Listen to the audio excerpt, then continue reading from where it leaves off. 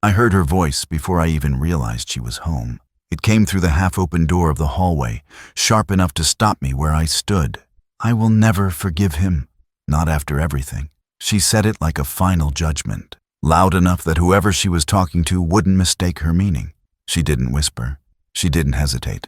She just said it, as if forgiveness was a door she had already closed behind her. My hand tightened around the railing. For a second I thought I had misheard, but the tone told me I hadn't. I stepped closer, slow and careful, not wanting to intrude but unable to pull myself away. Then she added, "He knows what he did." And that sentence hit me harder than the first, because I didn't know.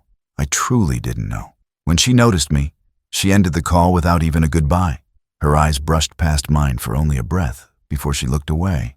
Her jaw tight, her face cold in a way I had never seen on her. I waited for her to explain. A single sentence, a clue, anything. But she walked past me like I wasn't standing there, like my presence was something she had to move around. "Is everything all right?" I asked, my voice low, careful. She paused, but only long enough to say, "I don't want to talk about it." Then she grabbed her bag and left the house with fast, angry steps. I didn't hear her car start for almost a full minute. Maybe she sat there crying. Maybe she sat there seething. I wish I knew which one. I stayed in the hallway long after the door clicked shut. The house felt different, quieter in a way that didn't feel peaceful. I leaned against the wall, thinking back to the years I raised her alone after her mother passed. The nights I carried her to bed when she fell asleep on the couch. The mornings she'd run to me with her drawings. The teenage years when she slammed doors, but still hugged me before school. I held on to all those memories like they could explain something, but they didn't explain this. I tried to replay every conversation we'd had in the last month, every argument we didn't have, every moment that might have planted the seed of anger. Nothing made sense. She had been distant, yes. She had rushed through visits, made excuses, answered me with fewer and fewer words, but I thought it was stress. Work, life, I never thought it was me. Her words stayed with me the rest of the night. "I'll never forgive him. He knows what he did." That last one cut deeper each time it echoed, because I didn't. I would have defended myself if I knew what to defend against.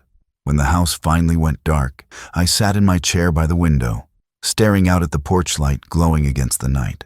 I tried to search my memory for anything worthy of such anger, anything that could justify a daughter condemning her father without explanation.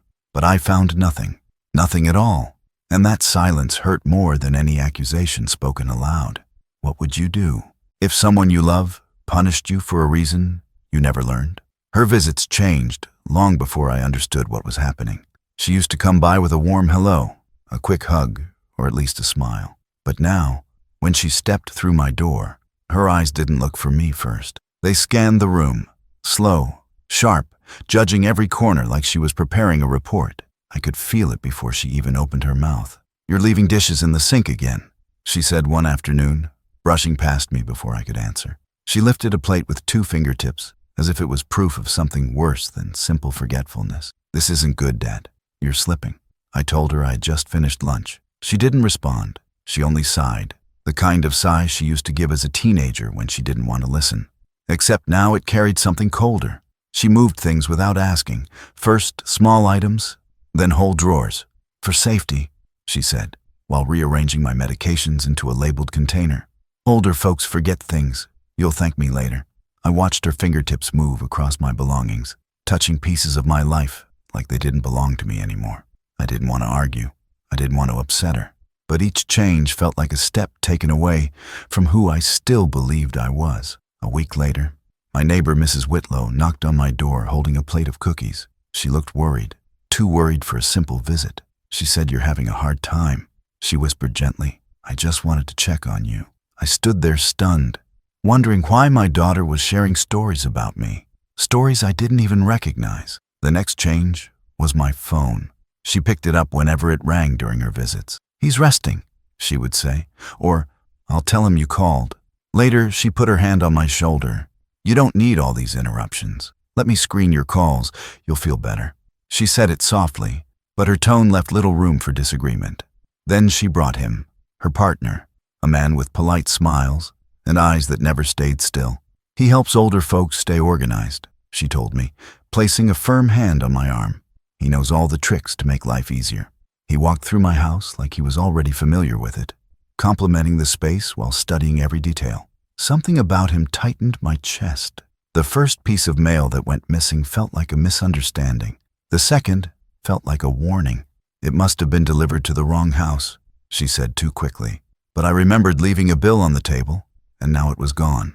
She waved her hand dismissively. "Dad, you probably misplaced it. Don't worry." But I did. Because every visit felt less like care and more like evaluation, as if she were measuring how much of myself I had left. And every time she walked out the door, I felt smaller than when she arrived. For the first time, I wondered if I was being prepared for a life I didn't choose. The first envelope didn't bother me much. It looked like routine bank mail, plain, white, nothing unusual. But inside was a notice thanking me for updating my automatic transfers. I stared at the page, reading each line twice. I hadn't changed anything.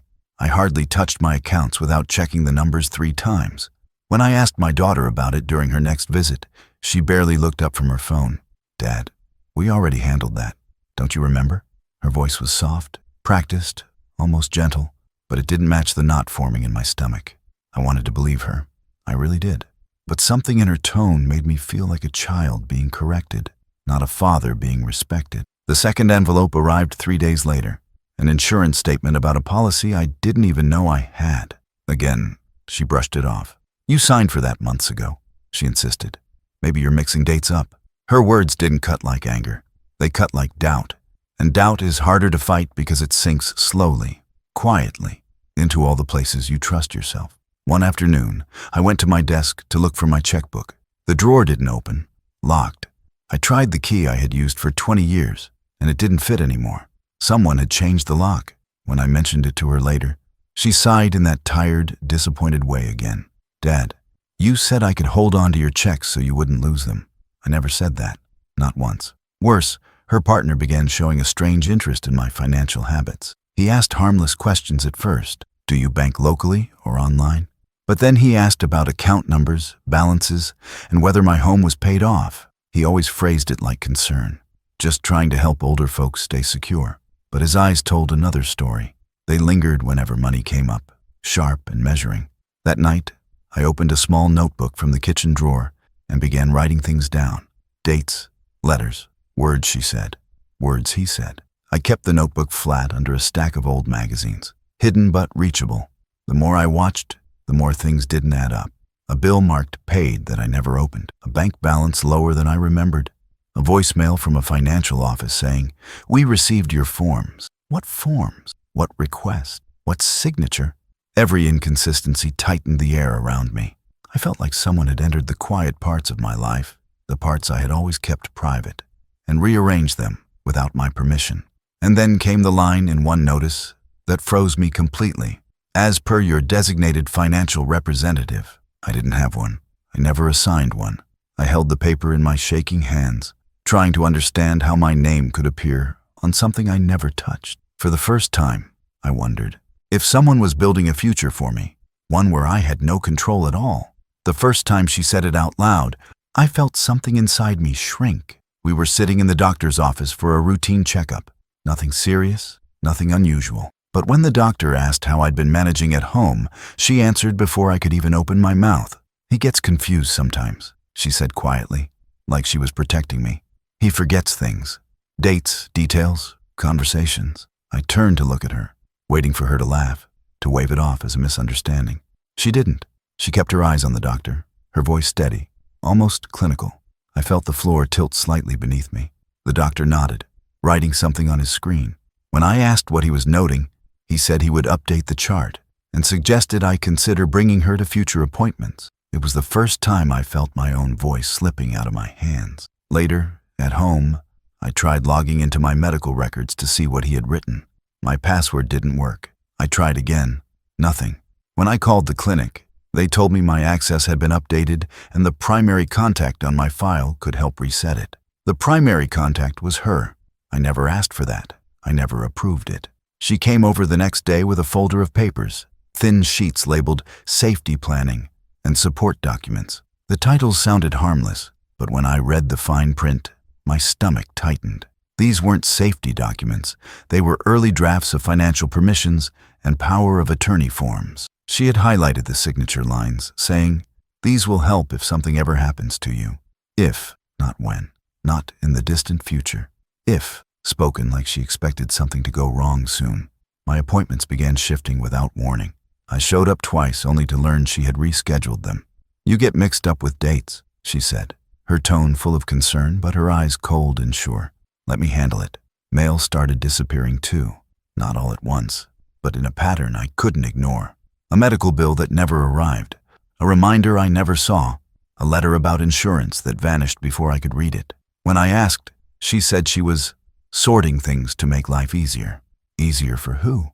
I started catching myself in conversations, choosing my words like stepping stones across an icy pond.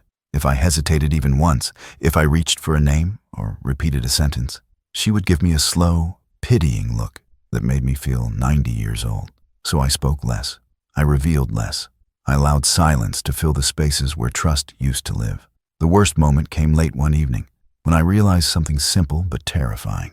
If she told the world I was losing my memory, I didn't have enough proof left to argue otherwise. And that fear settled in deeper than anything before. Have you ever feared someone could rewrite your story while you were still alive? I wasn't looking for proof. I was only trying to find a bill I thought I had misplaced.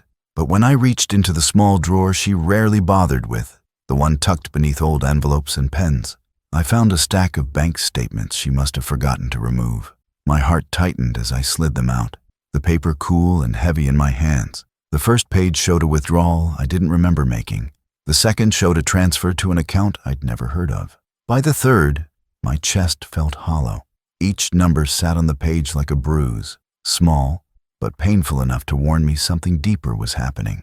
There were notes in the margins, phone calls listed at times I knew I had been home alone, deposits that didn't belong, line items appearing and disappearing like someone was testing how much I would notice. And attached to one statement was a small printed receipt with her initials, next to her partner's account number.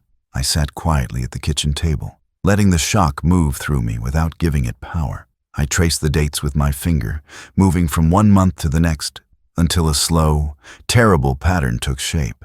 Money had been moved in steps, gentle ones at first, small transfers, tiny withdrawals, then larger sums, as if someone grew braver each time I didn't speak up. My first instinct was to confront her, but I stopped myself. Anger would only confirm the image she was painting of me, confused, emotional, unstable.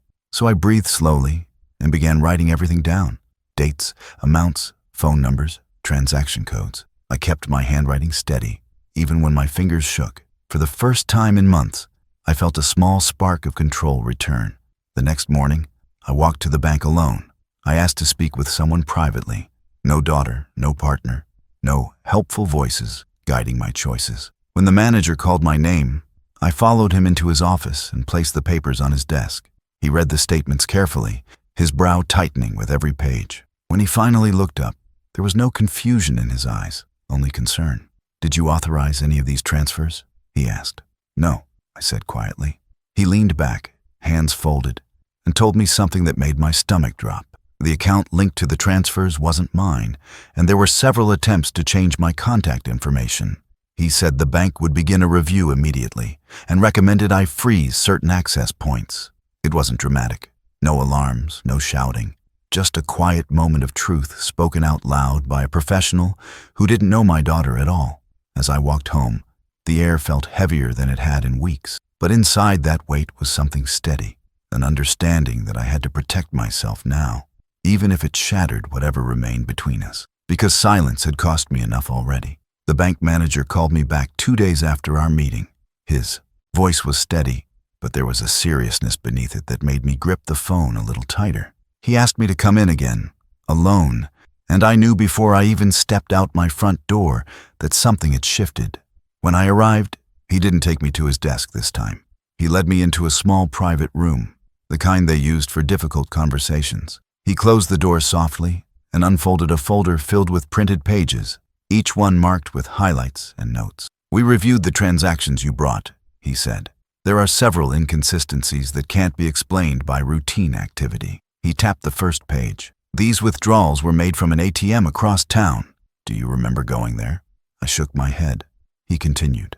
"And here, Someone attempted to change your contact information. Twice. He looked up at me then, his expression tightening.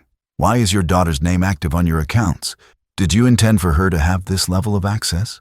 The question hit me harder than I expected. I felt the same hollow ache return, the one that had been growing ever since she began treating me like a task instead of a parent. No, I said quietly. She told me it was temporary, just to help. He nodded slowly, almost sympathetically. Mr. Betrayal first, what we're seeing aligns with several early indicators of financial exploitation. The words hung in the air like a final diagnosis. He explained that the bank had already triggered a formal internal review. My accounts were being secured.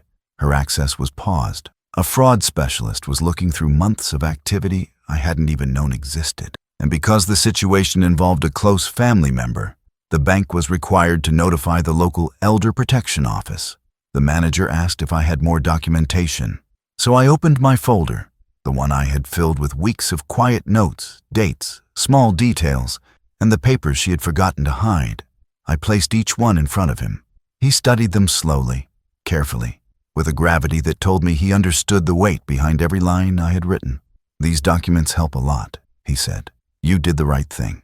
Hearing that felt like a strange mix of relief and sorrow. Relief that I wasn't imagining things. Sorrow that the truth I had tried so hard to avoid was now in front of a stranger who could see it clearer than I ever allowed myself to.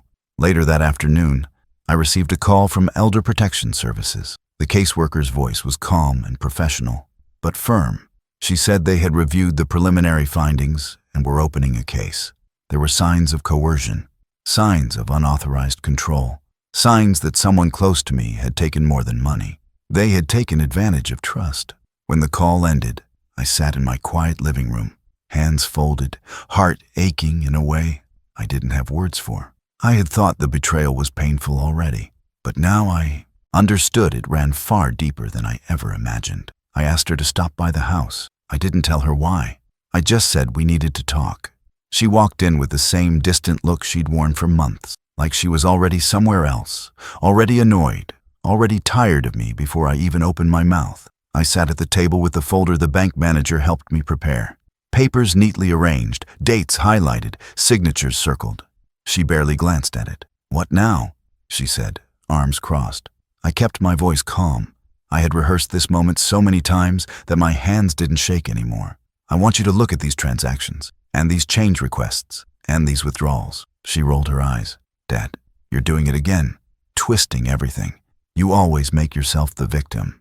I slid the first sheet toward her. The ATM withdrawals made while I was home on the phone with her. Then the address change request filed from her laptop's IP address. Then the automatic transfer to an account linked to her partner. She didn't touch a single page. This doesn't prove anything, she said sharply. You probably forgot. You've been forgetting things a lot. The words didn't hit me the way they used to. Not after hearing professionals confirm exactly what had been happening. I didn't forget, I said. And the bank knows I didn't forget. That made her shift, just slightly, but enough. I opened the final document, an official notice from the bank stating her access had been removed pending investigation.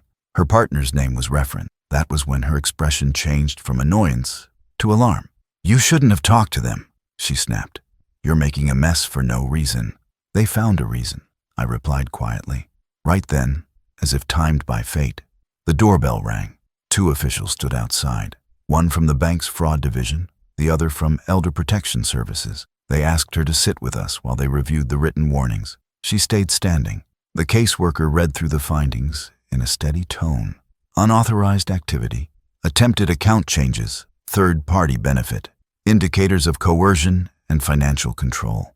Each point landed like a stone dropping into deep water. My daughter shook her head harder with every line. None of this is true. He's imagining things. He's doing this to punish me. But every accusation she threw at me dissolved the moment the officials pointed back to the evidence. Dates, IP logs, surveillance timestamps, account links, facts she couldn't outrun. Her partner's involvement was no longer a suspicion. It was documented. At the end of it, she stood silent, jaw tight, hands clenched. Not a single word of remorse, not even a moment of hesitation. She didn't want forgiveness. She wanted freedom from accountability. When the officials left, she walked out without saying goodbye. I watched her. disappear down the path, each step taking her further from the daughter I once knew. The house felt unbearably quiet, and for the first time, I understood she chose this path long before I ever spoke the truth aloud. If someone refused to admit the truth, even with proof in front of them, what would you do next? The house feels different now. Not safer, not warmer, just quieter. The kind of quiet that settles into the walls and stays there, like dust you can't ever fully sweep away. After the investigation ended and the accounts were secured, life didn't snap back into place the way I once hoped it would. Instead, it returned in small pieces: morning routines, careful planning, slow walks around the block. Independence, yes, but carried with a heaviness I never expected to know this late in life. I make my own breakfast again. I handle my bills myself. I keep a small notebook on the table with dates, reminders, and the numbers that matter. I don't write in it because I'm forgetting things. I write in it because I've earned the right to trust my own memory. I won't let anyone take that from me again. Some evenings, I sit in the living room with the lamp on and let the silence settle around me. I think about trust, how easily it can be broken, how impossible it is to rebuild when the break comes from someone you held as a child. I raised my daughter with every intention of giving her a good life. I worked extra shifts, missed sleep, stretched money when it barely stretched at all. I told myself that love meant sacrifice. But now, in these late years, I see that sacrifice without understanding becomes a shadow you never escape. I still don't know what she meant when she said she would never forgive me. I've turned those words over in my mind like a stone that never smooths out. Maybe there was a misunderstanding I never knew about. Maybe she carried bitterness I never saw forming. Or maybe blaming me was easier than facing her own choices. I may never learn the answer. And that's the part that hurts the most, the unanswered blame. The idea that someone you loved so deeply could punish you for something you never even knew existed. It settles into your chest and sits there, cold and heavy. Some wounds don't heal because they never had a beginning you could understand. Still, I've learned something. Aging doesn't mean surrendering your dignity. Growing old doesn't mean allowing others to rewrite your story. I lost pieces of myself during all of this. Trust, certainty, the comfort of believing my daughter would stand by me. But I also found a quiet kind of strength I didn't expect. The strength to protect myself, to seek help, to insist that my voice still matters. Sometimes, in the late hours, I wonder what a parent is supposed to do when love is returned with blame instead of gratitude. How do you carry the weight of a punishment for a mystery you never committed? I don't have an answer, but I do know this. I won't let the final years of my life be shaped by someone else's silence. I will carry myself with the dignity I've earned. Have you ever been blamed for something you never even knew existed?